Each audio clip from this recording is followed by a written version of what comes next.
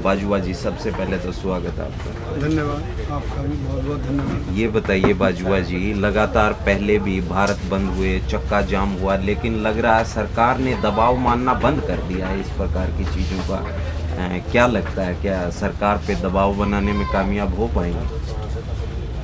पहली बात तो मुझे लगता है कि ये जो आंदोलन के तरीके होते हैं ये लोकतांत्रिक तरीके हैं। ये संदेश होता है कि हम आपसे या आपकी नीतियों से सहमत नहीं हैं। इसको ये दबाव और ना दबाव के हिसाब से नापना तोलना मुझे लगता है कि बहुत ज़्यादा उचित नहीं है। बाकी जब सरकार संवेदनशील हो, सरकार लोकतांत्रिक व्यवस्थाओं पर विश्वास करने वाली हो, तो वो इंडिकेशन से, संकेत से ही समझ जाती हैं। और दुर्भाग्य से हमारी जो सरकार है मौके की, वो लोकतांत्रिक व्यवस्थाओं पर विश्वास नहीं रखती, तानाशाही पर उतारू है। इसलिए उनको शायद आंदोलन का बहुत ज़्यादा फर्क नहीं पड़ रहा है, लेकिन पड़ेगा जरूर। लेकिन इससे पहले भी वो हुआ था, बंद हुआ था, तभी भी कुछ फर्क नहीं पड़ा था। अभी फिर दोबारा जो 26 का बंद है, उस पर आप कैसे सोचते हैं?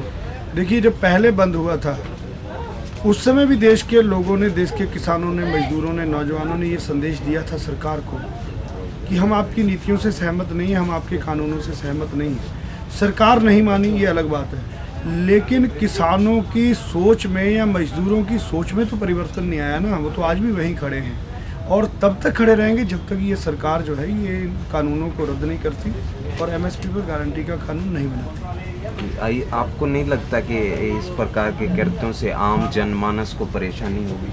तो आम जनमानस ही तो सड़कों पर बैठा है। सड़कों पर बैठा कौन?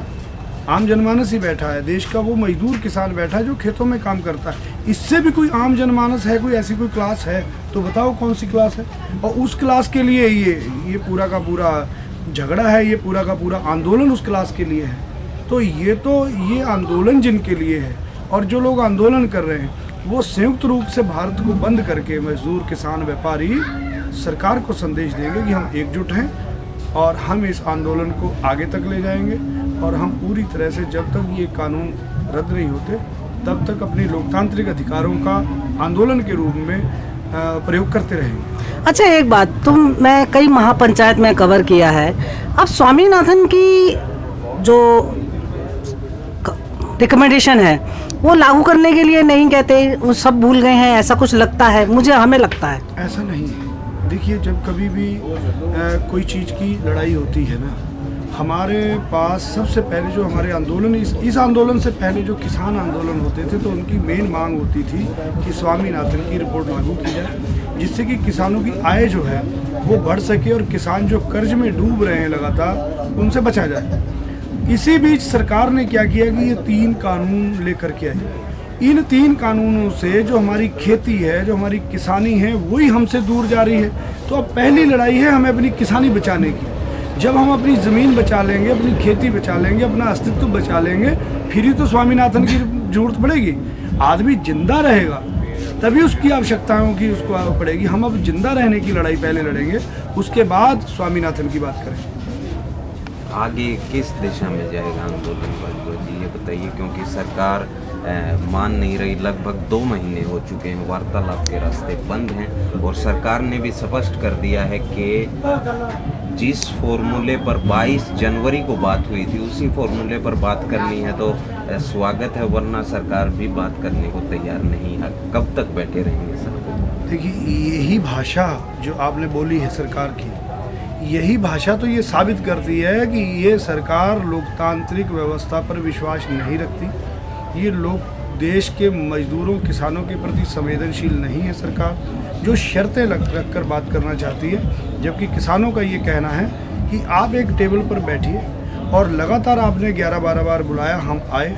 आज भी पूरे के पूरे किसान जथेबंदियाँ रोड पर बैठी हैं। जब भी बुलाएंगे बात करने के लिए जाएंगे, लेकिन शर्तों के आधार पर तो किसानों को भी मंजूर नहीं है। जब तक सरकार ऐसी शर्तें रखेंगी तब तक किसान, मजदूर भी सड़कों पर बैठे रहेंगे, लेकिन वार्ता के लिए नहीं जाएंगे अगर ऐसी कोई शर्तें रखेंगी। जब सरकार बिना शर्त बुलाएगी तो हम तो बैठे ही बात करने के लिए।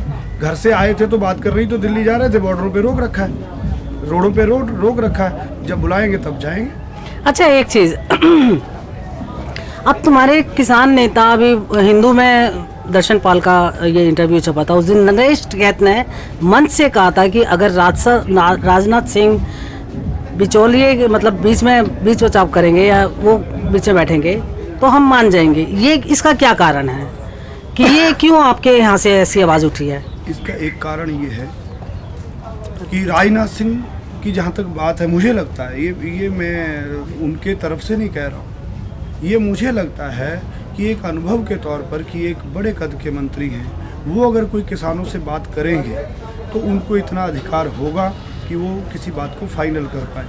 ये जो मंत्री हैं जब भी वार्ता करते हैं, जब एक क्वेश्चन आता है उसका जवाब आता है तो तुरंत तो दूसरे कमरे में जाके पहले इन्होंने अनुमति लेनी होती है अमित शाह से या मोदी से, अब उन्होंने ये कहा है हम क्या बोलें, तो इसमें ही बहुत सारा टाइम निकल जाता है। तो वो एक प्रतीकात्मक कहना है कि एक पावरफुल मंत्री जो स्वयं में निर्णय लेने में सक्षम हो, ऐसे मंत्री अगर वार्ता करें तो संभावना बन सकती है कि कोई ना कोई किसान और सरकार के बीच में कोई एक प्लेटफॉर्म अच्छा तैयार हो सके और कुछ हल निकल सके। तो किसान के ये जो कानून है वापसी का फिर क्या मुद्दा रहेगा?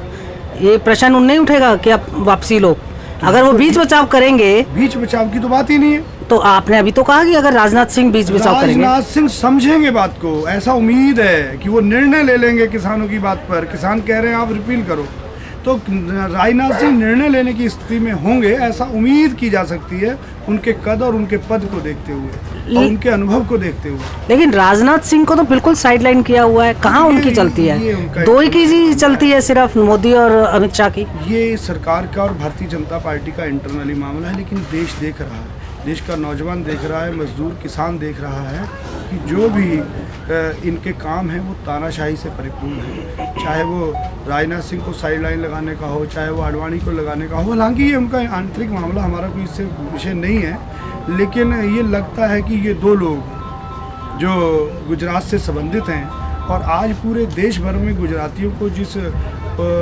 सम्मान से देखा जाता था, महात्मा गांधी से लेकर सरदार पटेल से लेकर के, और आज इन दो गुजरातियों ने गुजरात के लोगों के प्रति भी एक अजीब सी सोच पैदा की जा रही है लोगों के मन में। इसके लिए भी मुझे लगता है ये दो लोग ही जिनकी आप इशारा कर रहे हैं वही दोषी हैं।